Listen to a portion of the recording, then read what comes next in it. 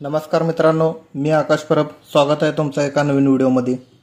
दशमान पद्धतीमधला आपण दुसरा प्रकार बघणार आहोत.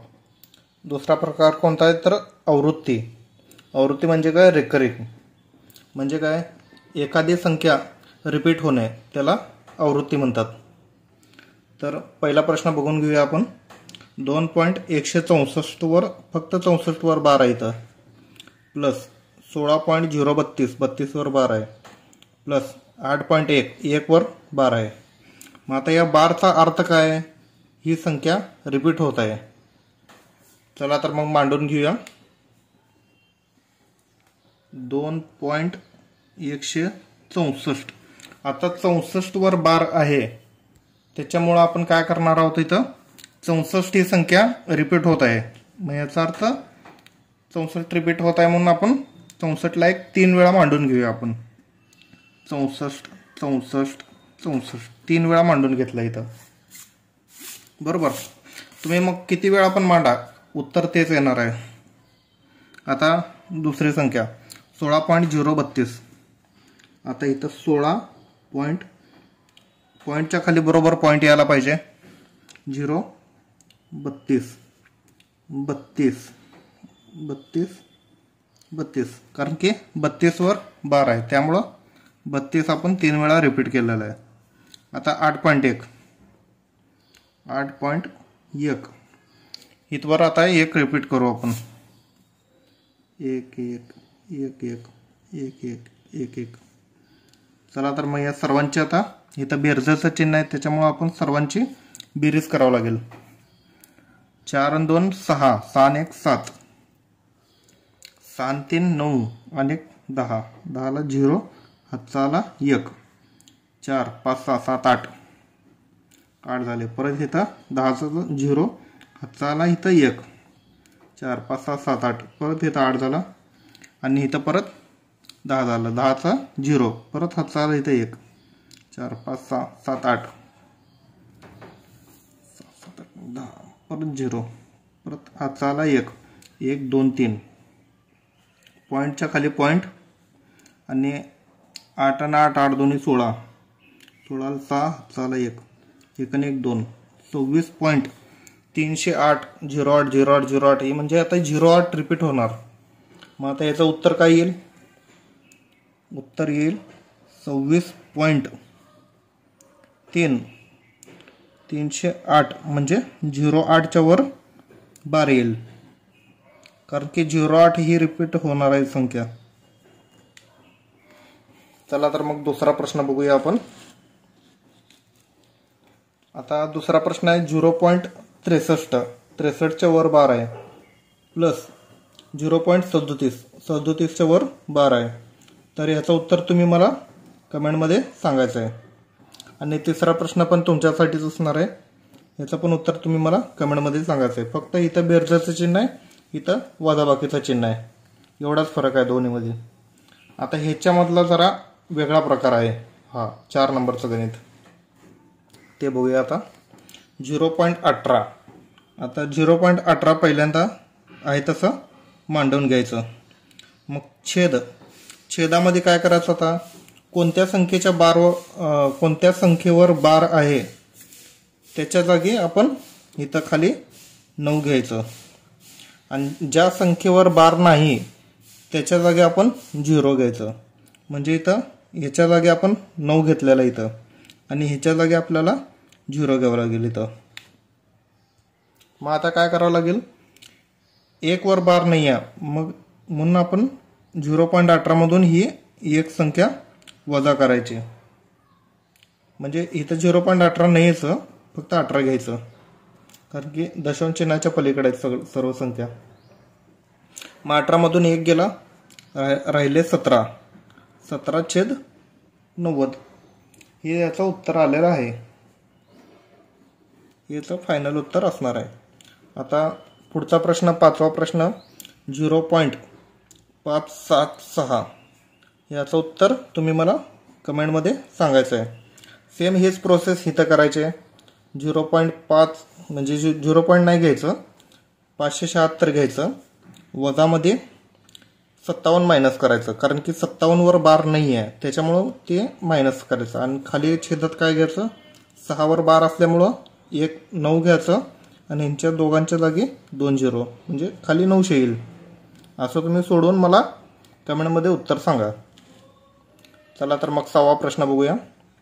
0.1254. आता हा प्रश्न मी सोडवणार आहे. हा प्रश्न कसं सोडवतो ते बघून तुम्ही हा प्रश्न सोडवू शकता. मग आता इथं 1254 ही संख्या आहे इथं. मग ह्याच्यामधून मायनस काय करायचं, ज्याच्या डोक्यावर बार नाही आहे ती संख्या मायनस करायची म्हणजे 12. आता छेदात काय लिहायचं, ह्या दोघांच्या डोक्यावर 12 आहे मग ह्यांच्या जागी 99 आणि ह्यांच्या दोघांच्या डोक्यावर बार नाही आहे म्हणून ह्यांच्या जागी 2 0. सेम प्रोसेस असणार आहे वरची. मायनस करून घ्यायचं, छेद असेल तर भाग करून घ्यायचं. आता 1254 वजा 12 आहे इथं. मग हे वजा बाकी केल्यावर किती राहते, 2 गेले 2, यातनं 1 गेला 4. 1242 छेद 9900 हे याचं फायनल उत्तर आलेलं आहे. मग ह्याच्यावर आपण काय करू शकतो, तर हे कटामकुटी करू शकतो, तसं पण येईल उत्तर अजून पुढं पाहिजे असेल तर. पण शक्यतो परीक्षेमध्ये ऑप्शनमध्ये हेच उत्तर असतं. कळलं. चला तर मग 7वा प्रश्न बघूया. 3.0072 वर बार, तर याचा उत्तर किती. तर मग आपण बघूयात. आता दशांश चिन्हाच्या पलीकडची संख्या घ्यायचं म्हणून सांगितलं होतं मी आधी. मग दशांश चिन्हाच्या पलीकडं 0072 ही संख्या आहे. पहिल्यांदा ही घ्यायचं, 3 आहे तसंच ठेवायचं, 3ला काय धक्का लावायचा नाही काय नाही. 0072 ह्यातनं वजा काय करायचं, आता ही 2 0 छेद या दोन संख्यांच्या वर बार आहे त्याच्यामुळं 2 वेळा 9 घेतलं आणि या दोन संख्यांच्या वर नाही आहे म्हणून आपण 2 0 घेतलं इथं. आता काय आलं उत्तर, 72 छेद 9900 आणि पुढं काय आलं, ही 3 आता आहे तसं इथं येऊन बसणार. हे आपलं फायनल उत्तर असणार आहे. ह्याच्या पुढं पण उत्तर काढता येते पण ऑप्शनमध्ये हे दिलेलं असतं त्याच्यामुळं पुढचं उत्तर काढायची काही गरज नाही आहे.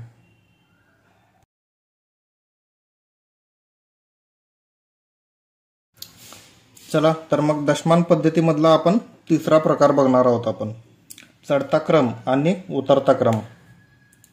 तर हे पूर्णांकयुक्त अपूर्णांकामध्ये संख्या आहेत, त्यांना चढत्या क्रमाने मांडायचं आहे. प्रश्न पहिला, 7/6 स्वल्पविराम 10/7 स्वल्पविराम 20/13 स्वल्पविराम 8/5 चढत्या क्रमाने मांडा. मग आता इथं काय कोणती संख्या येईल, इथं लहान संख्या येईल आणि इथं मोठी संख्या येईल. म्हणजे असं मोठी मोठी होत जात इथं मोठी संख्या येणार. चला तर मग तिरकस गुणाकार करून घेऊया. पहिल्यांदा 6 आहे 60, 7 7 49. मग आता इथं 49 आलं, इथं 60 आलं. मग ह्यातली लहान संख्या कोणती, ही झाली 7/6 बरोबर. मग आता हे 60 ह्याच्यासोबतचं आलं होतं, मग आता हे 60 खोडून टाका. 13 आणि 10 130, 130 आलं आणि 7 दोन्ही 14, 0 आहे तसं लिहायचं. मग आता 130 आणि 140 मध्ये लहान संख्या कोणती आहे, ही आहे. तर मग दुसरी लहान संख्या ही झाली 10/7. चला तर मग आता ही खोडून टाका, कारण की इकडून घेतलं होतं, आता इकडून घ्यावं लागेल आपल्याला.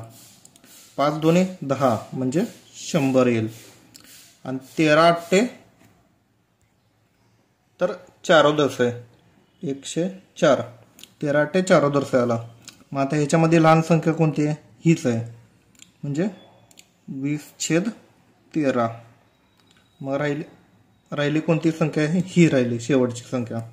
मग ही सर्वात मोठी संख्या आहे, ही सर्वात मोठी झाली, ही सर्वात लहान झाली.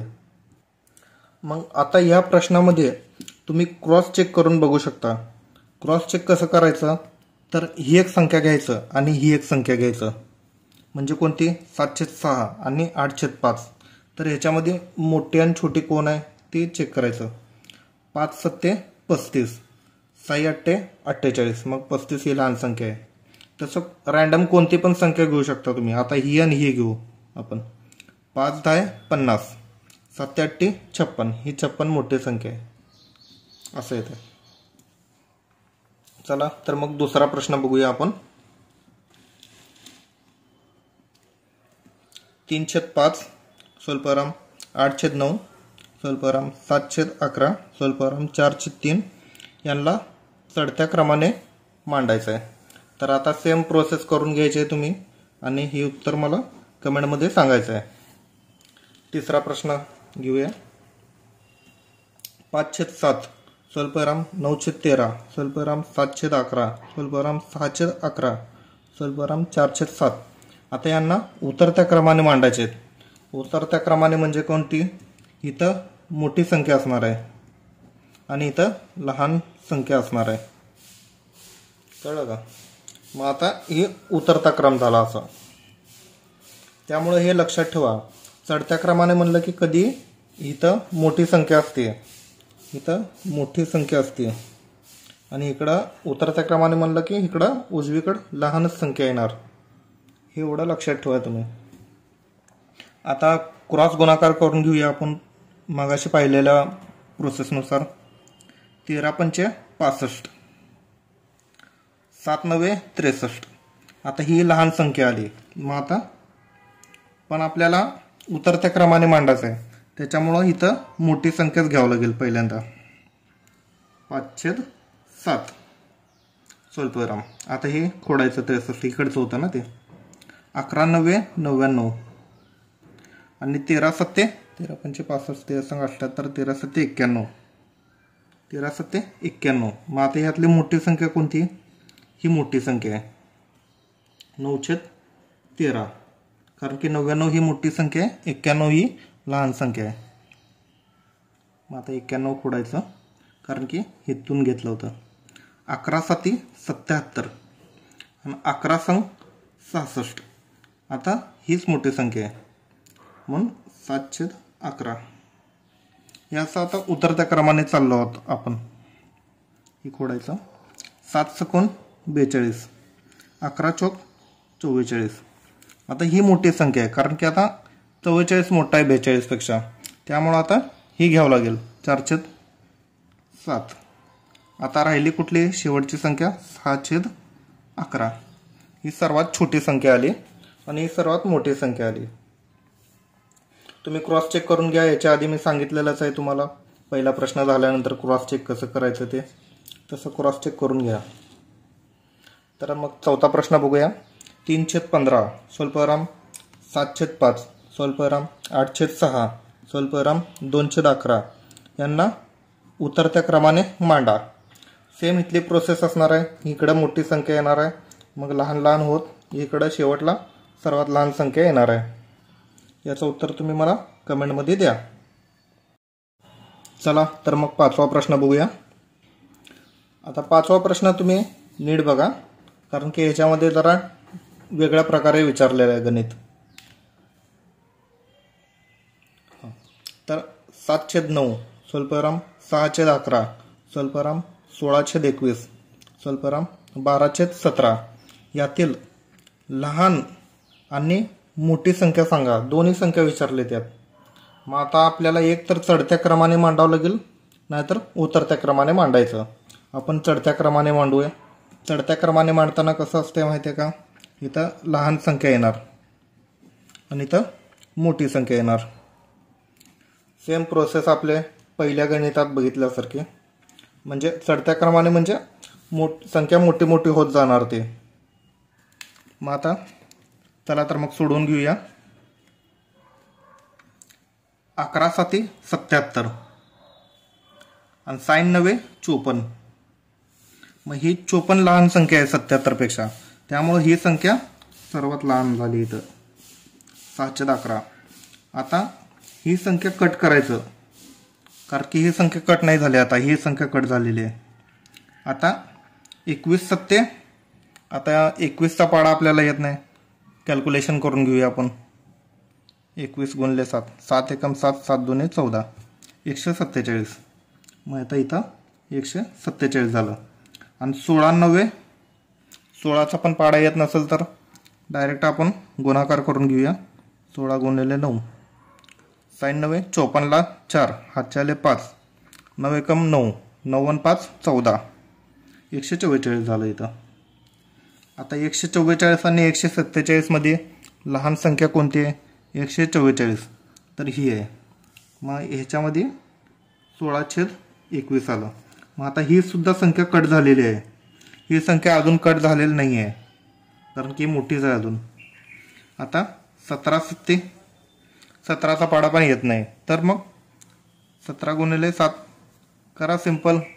काय गुणाकार लगेच होत आहे. 7 7 49 9 हातचे आले 4 7 एकम 7 7 आणि 4 11 119 आलं. 17 7 119 आणि 12 9 अष्टोदरचे म्हणजे 108. मग आता हे 119 मोठा आहे 108 पेक्षा, त्यामुळं हे 12/17 लहान संख्या झाली. 12/17 आणि शेवटला हे पण कट झाले म्हणल्यावर 7/9 ही शेवटला संख्या झाली म्हणजे सगळ्यात मोठी. आता ह्याचं लहानात लहान संख्या कोणती आली? 6/11 आली. आणि मोठी संख्या कोणती आली यात? तर 7/9 आली. तर हे तुम्ही क्रॉस चेक करून घ्या. काय म्हणजे तुम्ही क्रॉस जेवढं तुम्ही सराव करचाल पाडे म्हणचाल. आता इथं मी गुणाकार करून सांगितलेलं आहे. ह्याच्या जागी तुम्ही 17चा पाडा पाठ असला असतं तर तुम्ही डायरेक्ट केला असतात. त्यामुळे पाडे पण पाठ करा आणि ह्याचं क्रॉस चेक केल्यानंतर तुम्हाला म्हणजे प्रॅक्टिस पण होईल. चला तर मग 6वा प्रश्न बघूया.